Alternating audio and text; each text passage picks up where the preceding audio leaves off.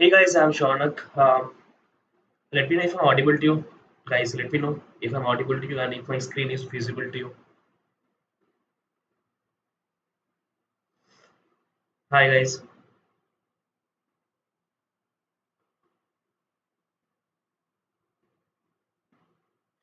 Hi Gitanjan. Hello. Okay. So in today's class we're talking about time, speed, and distance. And the reason why I have kept this class is keeping in mind how we can solve TSD problems quickly at as well as in MAHCET. Now, as you all know, arithmetic is one of the most important chapters when I'm talking about CAT or MACT, and TSD is one of the most important chapter, or I'll say TSD is the most important chapter of arithmetic, and you can expect at least two or three problems from time, speed, and distance in CAT quant. Okay, now the trick is how we can solve this kind of problems quickly or and also accurately. Sometimes these kind of problems are slightly difficult to solve. People say that these problems are slightly difficult to solve because of the complications, but we can solve this kind of problems within seconds. Okay, and in the previous year CAT also there were some questions which were direct applications of these tricks. So I hope this session will be helpful to you. Okay, now before starting off with the session, a little introduction about myself. I am Shaunak. I have been teaching quant for around 4 years. I have scored 99.97 percentile in the quant section of CAT and 99.75 percentile in the DI section of CAT. And overall, I have scored 99.04. And I have been teaching in CAT, DANPO, GMAT for around 4 years. Okay. Now, the main thing, tricks, how we can solve the problems faster. Now the first trick is that we need to convert the speeds into kilometer per hour to meter per seconds quickly. Okay, so the first thing is that we need to know how we can convert the kilometer per hour to meter per second speeds quickly. Why this is important? Most of the problems that you will be seeing, either the speed is in kmph and the distance that it needs to cover is in meter per second, or the vice versa. Okay, now how to solve this kind of problems mentally? The trick is how to solve this kind of problems mentally. I'll obviously show you the proof of it, that why this is the case, but how we can solve the problems mentally. So we have the two speeds or the speeds in two units. Okay, the first one is kmph, the second one is meter per seconds. The first speed is in kmph, the second speed is in meter per second. Okay,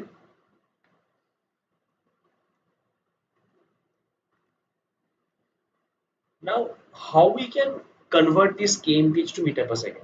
One very simple trick is that, okay, if we are having kmph, it means that kilometer per hour. Kilometer means 1,000 meter, and hour means how much? 3,600 seconds.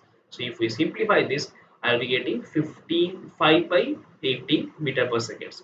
So basically, what I am to say is, if I have to convert a speed which is there in kmph, let's say I have x kmph speed, and I need to convert this to meter per second. So what I'll be doing? I'll be simply multiplying this number by 5 by 80, by 5 by 80. So when I'm converting the speed to meter per second, I'll be multiplying the number by 5 by 80. Okay. Now when I'll be converting the meter per second speed to kmph, so sometime let's say it is given that the train is moving at a speed of 20 meter per second. Okay. Now here you need to convert the speed which is there in the meter per second form to km per hour or kilometer per hour. So how to do these kind of problems quickly? So meter per second speed is known to you. Now you'll be multiplying 18 by 5 with the meter per second speed to obtain the kilometer per hour speed. Okay. Now how to remember this? Now out of kilometer and meter, we know kilometer is larger than meter. So when I'm converting something from kilometer to meter, I'll be multiplying this number by such a number. I'll be multiplying it by such a number which is less than 1. Okay, And when I'm converting something from meter to kilometer, meter is inferior to kilometer, right? Because the value of a meter is less than the value of a kilometer. So remember it like this way. So if I'm converting it from an inferior to a superior one, I'll be multiplying it by a number which is more than 1. So I'll be multiplying it by 18 by 5. So do not confuse between these two. Kilometer per hour to meter per second. When I'm converting the speed from kilometer per hour to meter per second, I'll be multiplying the speed which is given in kilometer per hour by 5 by 18. Okay. And when I'm converting it from meter per seconds to kilometer per hour, I'll be multiplying it by 8 by 5. 18 by 5. Now we need to use this particular trick to solve problems, and also it will be helpful for you if you remember a few conversions. Okay, the first conversion is that 10 meter per second. So these figures are very common. So I don't want you to use this 18 by 5 trick to find out the equivalent kilometer per hour speed of 10 meter per second. Rather, what you can do is you can just remember this. They are very simple. Or once you just solve ample number of problems where you'll be seeing these kind of figures in number of times, these conversions will automatically stay with you. But still, it is very important for you to know them. It will be great if you can, I'll say, remember them. So 10 meter per second is equal to 36 kmph. Okay, now if we remember this, we can build up on this. Okay, so 20 meter per seconds means 72 kmph. Okay, 30 meter per second means 108 kmph.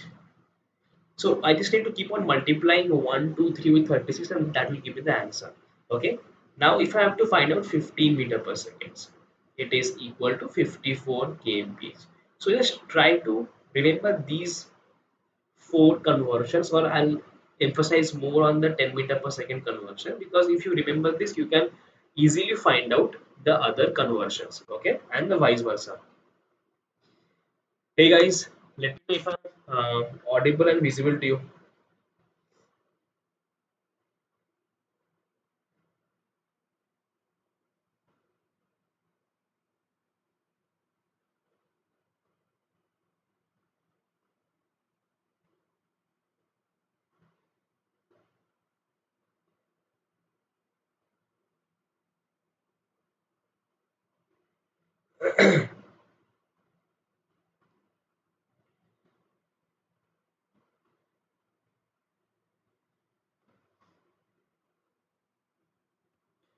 Hi Jayesh. So now we'll be talking more about slightly difficult portion of, or slightly difficult portion of time and work. Now in this time, so in of that time, speed and distance. Now this kind of problems can be asked in the exam, and exactly same problem was asked in CAT. Okay, so I'll ask you to remember this. Remember this particular trick, you can solve problems under 10 seconds. Yes, under 10 seconds.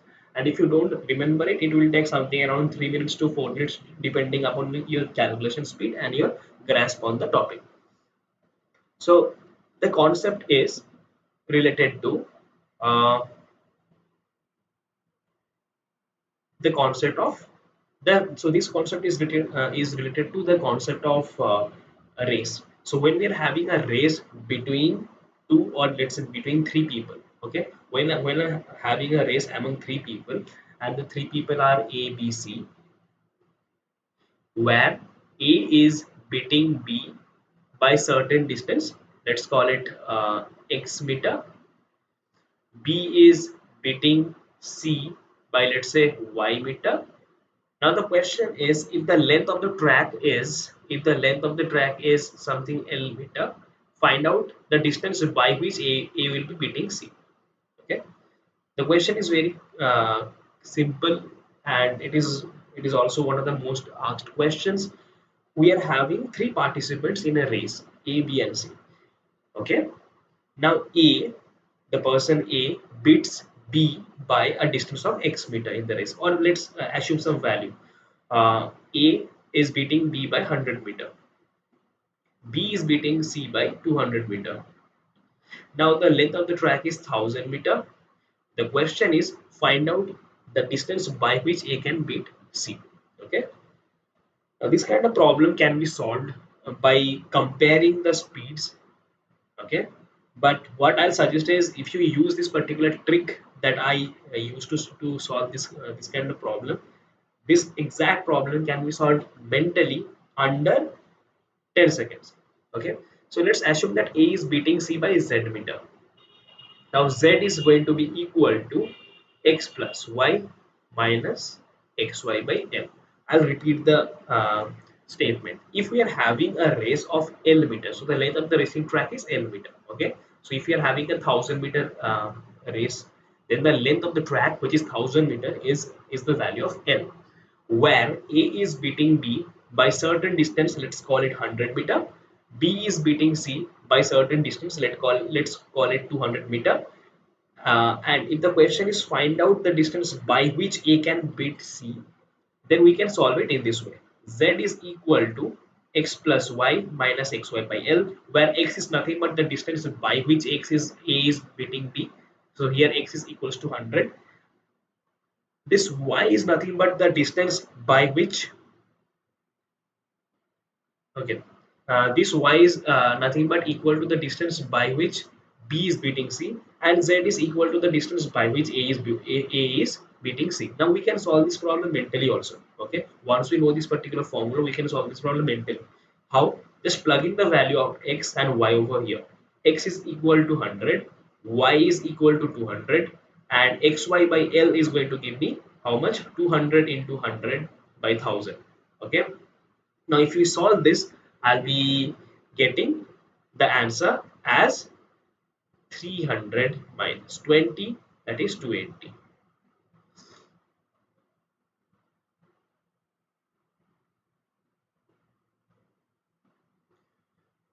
Now this exact problem was asked in CAT. Now what happened is that if you can solve this problem, like if you can solve this problem using this particular trick, then it will take you under 20 seconds to solve, or under 10 seconds to solve. Or if you don't know it, then in that case it will take you 3 minutes. So here we are getting a clear advantage of around 2.5 minutes to 3 minutes, okay, which is very important. And this kind of problem is of L2 problem. Okay, so this is not a very difficult problem, but this is of L2 problem, so it will require some scratching of your head. Now let's talk about another important trick that you can use, and this trick is again pertaining to the racing track. The trick says that if we are having a race of three people, A, B, C. There will be a subtle difference between the case that I'm discussing and the case that I've already discussed in the previous slide. So here also I'm having like three participants, A, B, and C, where A is beating B by T1 seconds, B is beating C by T2 seconds, and C is beating and A is beating C by some seconds that I need to find out. The question is find out the time by which A is beating C. I'll reset the question. So we are having a race where A is beating by T1 seconds, B is beating C by T2 seconds.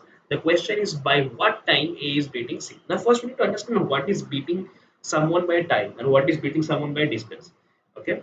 So let's say if we are having a race of 1000 meter, this is the entire racetrack. These are the starting point of the racetrack, and this is the ending point of the racetrack. Okay, so when the first person, so out of A, B, and C, the three participants that we have, from the conditions given in the question, it is quite clear that A is faster than B and B is faster than C.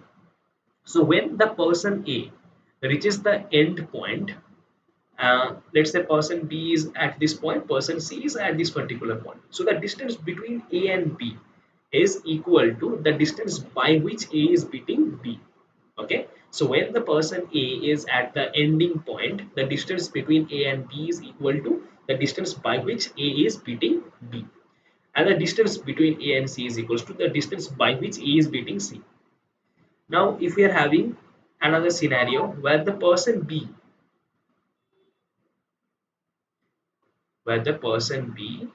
has reached the end point. So the person C is somewhere like here. Okay. So the person B has reached the end point, and here we have person C somewhere between the starting point and the ending point. So this particular distance is called the distance between B and C, or the distance by which B is beating C. Okay. Now, in the previous case that we had, we were given these two values and also the length of the track. So from there, we calculate this one. Now, this particular question is slightly different. It says that A, B, C are three participants. A is beating B by some time, t1 seconds. B is beating C by some time, which is called t2 seconds. The question is by what distance, by what time A is beating C. So first we need to understand what is beating someone by time. It means that when we are having a race, this is my starting point, this is my ending point. When we are having a race, when we are having multiple participants, when A reached the ending point, let's say the time taken by A is ta. When B reached the ending point, the time taken by B is tb. Similarly, when C reached the ending point, let's say the time taken by C is tc. So as A is faster than B and B is faster than C, one thing is very clear: the amount of time taken by A is going to be the least among the three. So Ta should be less than Tb, should be less than Tc. Now this particular case talks about Tb minus Ta being T1, Tc minus Tb being T2. And the question that is being asked is, what is the value of Tc minus Ta? By what time A is going to beat C? Okay, we need to the value of Tc minus Ta. Now the value of Tb minus Ta is given to you, which is t1 seconds, which is the time by which A is beating B. We also know the value of Tc minus Tb, which is the time by which B is beating C. Now, if we just add these two equations, the Tb and Tb will be cancelled out, and I'll be left with Tc minus Ta, which is equals to T1 plus T2. So, simply the answer is going to be, if we are having a race of three people, A, B, and C, if A is beating B by T1 seconds, B is beating C by T2 seconds, then A will be beating C by T1 plus T2 seconds. Okay. So keep this thing also in your mind. This is the simpler between the racing problems. Okay. Now, guys, there is a catch here. So in this particular problem, or in these two types of problems that I have discussed, that beating by distance and beating by time. In all these problems, my assumption was that all the three participants started at the same time from the same starting point. So the starting time is the same and the starting point is the same. Okay, if these two things hold true, you can apply these to solve the problem. Okay, now as it is quite evident that if we get this kind of problem, let's say where A beats B by 10 seconds, B beats C by 5 seconds, we can simply add them up and we can find out the time by is beating C, that is 15 seconds. Under 2 seconds you can solve the problem if you know the trick. Otherwise, it will take something around 1.5 minutes to 2 minutes, depending upon your grasp in the content. Okay, so it is again a huge save of time. The last theorem that I'm going to discuss, that will help you a lot in time, speed, and distance, and you will encounter this kind of problems very frequently. Before jumping on to this particular theorem, I would like to know, is everything clear till now? Those who are the live audience, is everything clear till now? Or if you want some more explanation on any of the tricks, just comment. Guys, if you want more explanation on some of the tricks, just let me know. Or if clear, just give me a thumbs up in the comment section. Those who are the live audience, just give me a thumbs up in the comment section, those who are clear. And those who are doubts, just comment your doubt regarding the tricks. And guys, I'm again saying that these kind of tricks will to solve the problems. This is not some absurd trick. These are the tricks which you will be using in the regular problems, and these kind of problems very frequently. So knowing them, understanding them, knowing their limitations, knowing their uses will help you a lot to save the time. Okay, I'll just wait for 10 seconds for your, then I'll move on.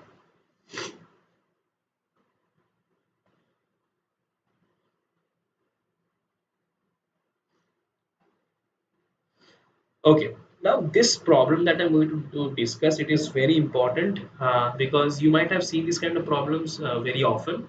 The problem is that, let's say Jayesh is moving from his house to his office.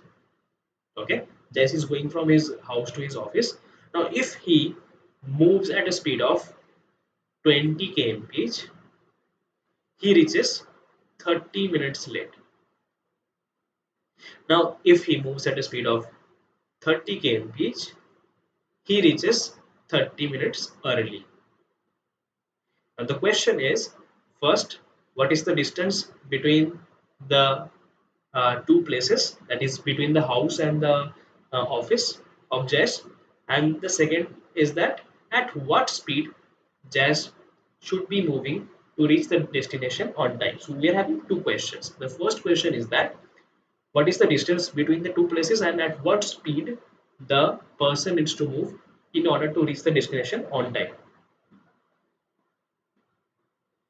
Yes, Jayesh. In some cases, the combination of speed and speed and between distance is given. So in that cases, we cannot apply this. This will be applicable only when we are having the beating distance for two people and the length of the track. Now, in the case that you have mentioned, what we can do is we can find out the ratio of the speed. Let's say we are having three participants A, B, and C. We know the speed of A for sure. We know the distance by which A is beating B. Okay, and there is a distance by which B is beating C, something like that. So what we can do is we can find out the of speed of A, B, and C. Okay, to solve the problem. Can just refresh it from your end, Jayesh. Those who are having issues, just refresh it once from your end. I think it will be clear.